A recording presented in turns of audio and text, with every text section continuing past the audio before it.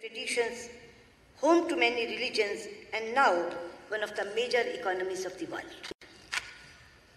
I carry the greetings of my Prime Minister, Shri Narendra Modi ji, and 1.3 billion Indians, including more than 185 million Muslim brothers and sisters. Our Muslim brothers and sisters are a microcosm of the diversity of India. They speak Tamil and Telugu, Malayalam and Marathi, Bangla and Bhojpuri, and any of the numerous languages of India. They have diverse culinary tastes, myriad choices of traditional attire, and they maintain strong cultural and linguistic heritage of the regions they love and they have lived for generations. They practice their respective beliefs and live in harmony with each other and with their non-Muslim brethren. It is this appreciation of diversity and coexistence that has ensured that very few Muslims in India have fallen prey to the poisonous propaganda of radical and extremist ideologies. Your Highness and Excellencies, 2019 is indeed a very special year. In this year, the OIC is celebrating its Golden Jubilee, the United Arab Emirates is celebrating Year of Tolerance, and India is celebrating the 150th birth anniversary of Mahatma Gandhi, a global symbol of truth and non-violence. It is therefore a matter of pride for me and for India to be invited in this special year to be your guest of honor and to be extended a hand of friendship.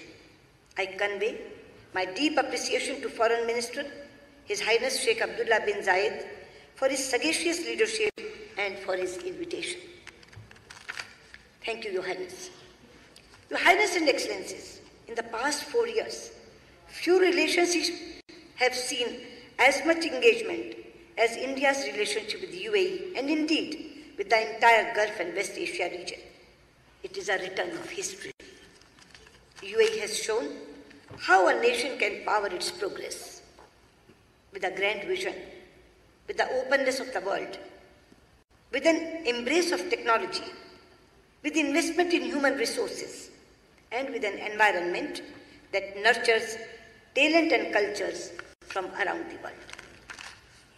We also express our special gratitude to Saudi Arabia, Bangladesh, and other friends for their strong support for hearing India's voice in this forum. Your Highness and Excellencies, the OIC member constitute more than 1/4 of the members of the United Nations and nearly a quarter of the humanity. It is an organization that has a key role in shaping our world. It brings together nations on the foundation of a common faith, but also by a shared desire for a better future for their people. From Southeast Asia to the shores of Latin America, from the steppes of Central Asia to the vast expanse of the African continent, from South Asia to the great arc of West Asia and North Africa, the nations represented here also reflect a magnificent diversity of language and literature, customs and culture, history and heritage.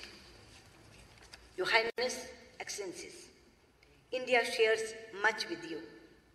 Many of us have experienced the dark days of colonialism. Many of us saw the light of freedom and the bright ray of hope at the same time. We have stood together in solidarity in our quest for justice, dignity, and equality of all people, regardless of race and religion. We have worked together to fashion global institutions into representative platforms, defined not by the interest of a few, but the voice of all sections of humanity. We have together struggled for a world where access to resources, markets, and opportunities is fair and balanced. And with so many nations here, India has forged deep bonds of friendship and close partnership. Friends, as India's economy has grown and become more integrated with the world, these partnerships have become stronger. We have excellent political ties marked by warmth, respect, and goodwill. With many, we have expanding defense and security cooperation. Our economic engagement is robust and growing rapidly. Our digital partnerships are shaping the course of our future, and our ties have the warm glow of deepening human and cultural links. Nations to our east, Brunei, Indonesia, and Malaysia, are important pillars of India's Act East policy and of our broader engagement in the Indo-Pacific region. In our neighborhood, with Afghanistan, Bangladesh, and Maldives, we have ties forged in our shared struggles and sacrifices, in the immeasurable warmth of our hearts, and in our unwavering commitment to the security and prosperity of our people and region. In Central Asia, where human aspirations linked us across the mightiest mountains since ancient times, we are rebuilding our relationship along new routes of possibilities. We do this especially with and through Iran, a country with which we not only share civilizational and cultural links, but a partnership that is vital for stability and prosperity in our region. In West Asia, our solidarity with the aspirations of the Palestinian people have remained unwavering. Our international journey was often pursued in close partnership with Egypt. Iraq and India have stood together in our triumphs and trials. We have with great admiration supported Jordan's efforts in strengthening the voices of moderation and building bridges of understanding between faiths. Further to the west, with nations like Tunisia, Morocco, and Algeria, we work for a shared desire for a more inclusive world. With Turkey, a nation with which we have many strands of connected history, we are imparting new momentum to our ties. Our many friends from Africa are here. It is a friendship of deep emotional bond that comes from shared struggle for freedom and for a voice and a place in the world. Today, on the foundations of that extraordinary heritage, India and Africa have launched a new partnership of prosperity in the dynamic African continent. And here in our neighborhood of the Gulf region, our relationships are as old as time.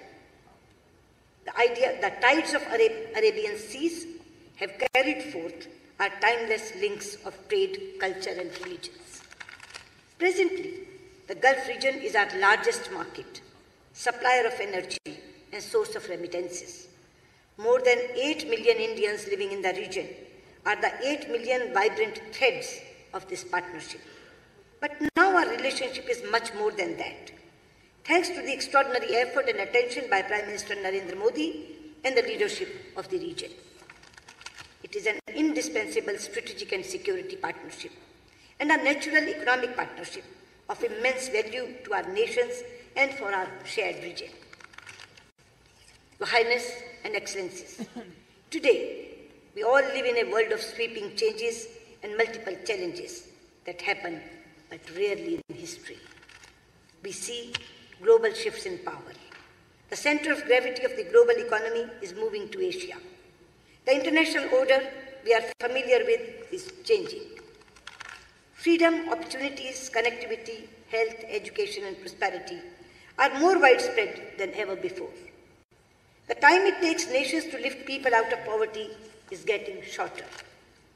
Digital revolution has created unprecedented opportunities to empower people and transform our economies.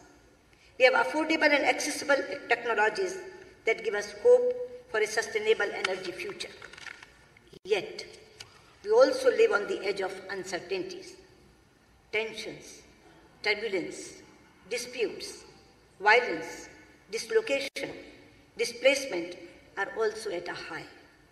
Conflicts within and between societies are rising. We are also seeing the human and economic costs of climate change. And we are witnessing the terrible daily destruction in senseless terrorist violence. It is destroying lives, destabilizing regions, and putting the world at great peril. The reach of terror is growing. Its lethality is increasing, and the toll it is taking is rising. In the rich diversity of Southeast Asia, in West Asia and the Gulf, in North Africa and Sahel region, in Europe and North America, in Afghanistan, Bangladesh, and India, we see the terrible face of terror. Excellencies and Your Highness, terrorism and extremism bear different names and labels. It uses diverse causes, but in each case, it is driven by a distortion of religion and a misguided belief in its power to succeed. The fight against terrorism is not a confrontation against any religion. It cannot be.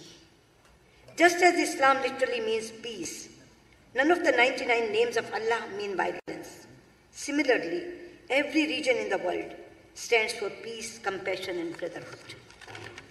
There is a verse in the Holy Quran which says, La ikra fi ad-din. Let there be no compulsion in religion. There is another surah, Al-Hujurat, which says, O mankind, we created you from a single pair of male and female, and made you into nations and tribes, so that you may know one another, not that you may despise one another. Similarly, the same message was given by the founder, Guru of Sikhism, Guru Nanak Dev Ji, when he says, and I quote, Awwal Allah noor upaya, kudrat ke sab bande, ek noor te sab jag upjya, kaun phale ko mande. This means, first Allah created light. Then, by His creative power, He made all mortal beings. From that one light, the entire world came into being. So who is good and who is bad? Your Highness and Excellencies, India has always embraced and found it easy to embrace pluralism, since it is embedded in the oldest Sanskrit religious text, the Rig Veda, and I quote, Ekam sadvipra bahuda vadanti, which means, God is one, but learned men describe Him in many ways. Our great philosopher Swami Vivekananda said that this phrase from the Rig Veda has given the theme to all subsequent thoughts to India, and one that will be the theme of the whole world of religions. Your Highness and Excellencies, this is not a clash of civilizations or cultures, but a contest of ideas and ideals. As Prime Minister Shri Narendra Modi has often said, it is a struggle between the values of humanism and the forces of inhumanity. Your Highness and Excellencies, if we want to save the humanity, then we must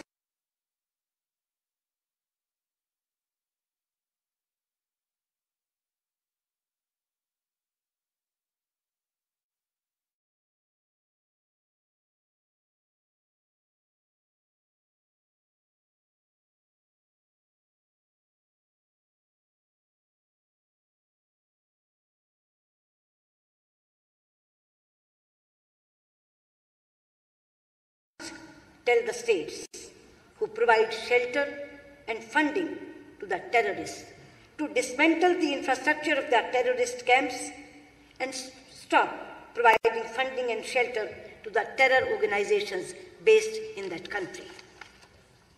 At the same time, I would like to say that this menace cannot be fought only through military, intelligence, or diplomatic means. It is also a battle that must be won through the strength of our values and the real message of religions. This is a task that states, societies, sages, scholars, spiritual leaders, and families must pursue through personal context and on social media. And for this, faiths must speak to faiths. Cultures must engage with cultures. Communities must build bridges, not erect walls. The youth must shape the future, not destroy lives. Your Highness and Excellencies, I am particularly pleased to participate in a conference whose theme is a roadmap for prosperity and development. However, I may enter a caveat. The young are not going to be content with only roadmaps. They want roads as well. They also want them to be built fast. It must be our common objective to ensure that we leave them a world that is infinitely better in terms of equitable economic growth and social justice than the one we inherited. That is the mission which has brought us together in Abu Dhabi, a city that has matured into a landmark of Asia and the world. Your Highness and Excellencies, India is the world's third largest economy on purchasing power parity and is the fastest growing one. We are prepared to share our market, resources, opportunities and skills with our partners. We will do what we can within our capacity to ensure that the path to development remains open to all and the global trade regime is open, stable and fair. Your Highness and Excellencies, at 50, Organization of Islamic States is making a new beginning. The choices you make, the directions you set, will have a profound impact on humanity. The OIC has a huge responsibility and a great opportunity to lift humanity to a higher level of peace and prosperity, and to make this planet a better place, not just for your people, but for the rest of the world. And we will work with you to spread the true meaning and mission of all religions, promote respect for and between faiths, counter the language of hate with a message of harmony, advocate moderation over extremism and pluralism over exclusion, inspire youth to the path of service than of destruction, build bridge of understanding and reduce barriers across cultures and religions. Your Highness and Excellencies, the late President of India, Dr. APJ Abdul Kalam, popularly referred to as the People's President, said, and I quote, "Where there is righteousness in the heart, there is beauty in the character. When there is beauty in the character, there is harmony in the home. When there is harmony in the home, there is order in the nation. When there is order in the nation, there is peace in the world." Your Highness and Excellencies, I come from the land of Mahatma Gandhi, where every prayer ends with the call for Shanti, that is peace for all. I convey our best wishes, our support, and our solidarity in your quest for stability, peace, harmony, economic growth, and prosperity for your people and the world.